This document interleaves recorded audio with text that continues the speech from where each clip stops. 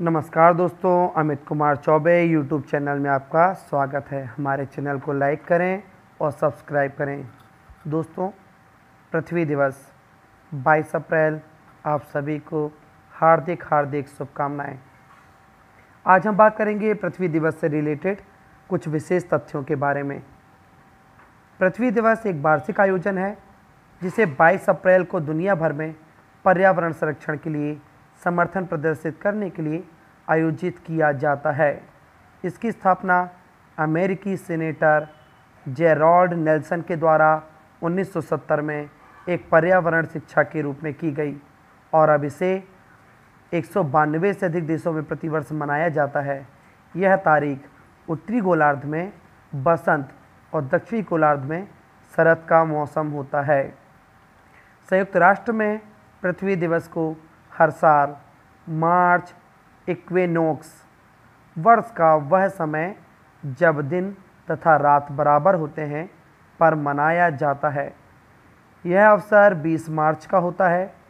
यह एक परंपरा है जिसकी स्थापना शांति कार्यकर्ता जॉन मैकोनेल के द्वारा की गई। दोस्तों, इसकी शुरुआत कैसे हुई, इसका विकास कैसे हुआ, उसके बारे में बात करते हैं।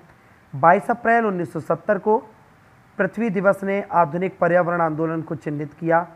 लगभग 20 साल अमेरिकी लोगों ने एक स्वस्थ स्थायी पर्यावरण के लक्ष्य में भाग लिया। हायोज और उनके पुराने स्टाफ ने बड़े पैमाने पर तट से तट तक रैलियों का आयोजन किया। हजारों कॉलेजों और विश्वविद्यालय ने पर्यावरण के दूषण के विरुद्ध प्रदर्शनों का आयोजन किया। वे समूह जो तेल रिसाव, प्रदूषण करने वाली फैक्ट्रियां और ऊर्जा संयंत्रों, कच्चे मल, जल, विषैले कचरे, कीटनाशक, खुले रास्तों, जंगल की क्षति और वन्य जीवों के विलोपन के खिलाफ लड़ रहे थे, उन्होंने अचानक महसूस किया कि ये समान मूल्यों का समर्थन कर रहा है। इसका विकास कैसे हुआ है, हम उसकी बात करते हैं। राष्ट्रीय एजेंडा से जोड़ने के लिए पहले राष्ट्रव्यापी पर्यावरण विरोध की प्रस्तावना दी, जो कि एक जुआ था। ये याद करते हैं, लेकिन इसने काम किया। ये काम कैसे हुआ वो हम देखते हैं। जाने माने फिल्म और टेलीविज़न अभिनेता एंडी अल्बर्ट ने पृथ्वी दिवस के निर्माण में एक महत्वपूर्ण भूमिका निभाई।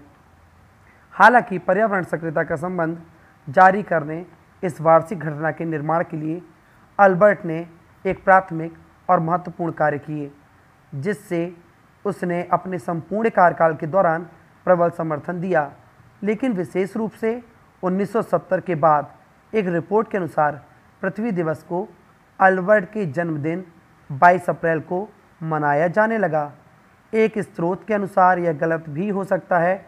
अल्बर्ट को टीवी शो ग्रीन एक्सर ने प्राथमिक भूमिका के लिए जाना जाता था, जिसे तत्कालीन संस्कृति और पर्यावरण चेतना का बहुमूल्य प्रभाव पड़ा। इसकी संकल्पना का विकास कैसे हुआ।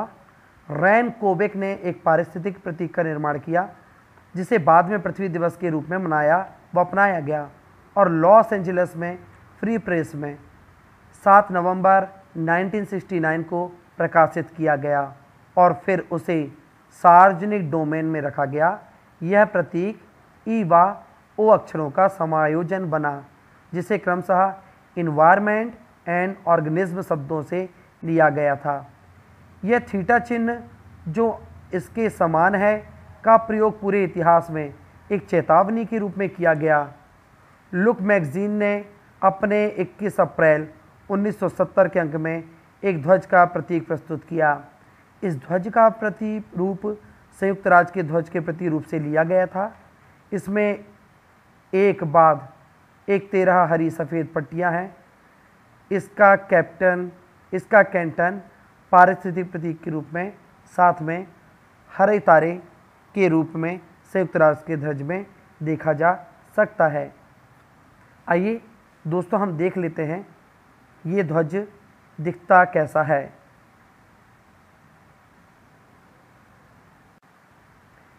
दोस्तों, विश्व के सभी ध्वजों के अनुसार पारिस्थितिक ध्वज का निर्माण कार्टूनिस्ट रोन कोवेप के द्वारा किया गया और इसे 7 नवंबर 1969 को लॉस एंजेलिस फ्री प्रेस में प्रकाशित किया गया और फिर इसे सार्वजनिक डोमेन में रखा गया। यह प्रतीक ई व ओ अक्षरों के समायोजन से बनाया गया, जिसे क्रमशः इन्वायरमेंट और ऑर्गेनिज्म शब्दों से लिया गया था। इस झंडे का प्रतिरूप संयुक्त राज्य अमेरिकी ध्वज से लिया गया था। इसमें एक के बाद एक 13 सफ़ेद हरी धारियाँ थीं। इन्हीं कैटन हरी थी, इसकी कैटन हरी थी और इसमें पीला ठीटा था। बाद में ध्वजों में थीटा का उपयोग ऐतिहासिक रूप से या तो एक चेतावनी के प्रतीक के रूप में या शांति के रूप में किया जाने लगा।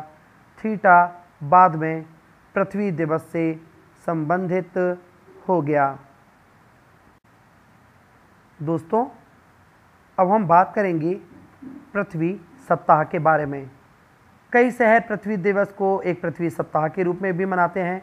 आमतौर पर 16 अप्रैल से शुरू करके 22 अप्रैल को पृथ्वी दिवस के दिन इसे समाप्त किया जाता है। इन घटनाओं को पर्यावरण से संबंधित जागरूकता को बढ़ावा देने के लिए डिज़ाइन किया जाता है।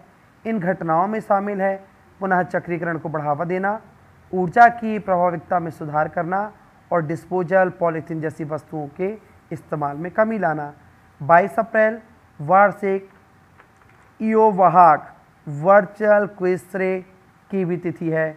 दुनिया भर से लाखों लोग इसमें भाग लेते हैं। आइए दोस्तों, अब हम बात करते हैं पृथ्वी दिवस नेटवर्क के बारे में।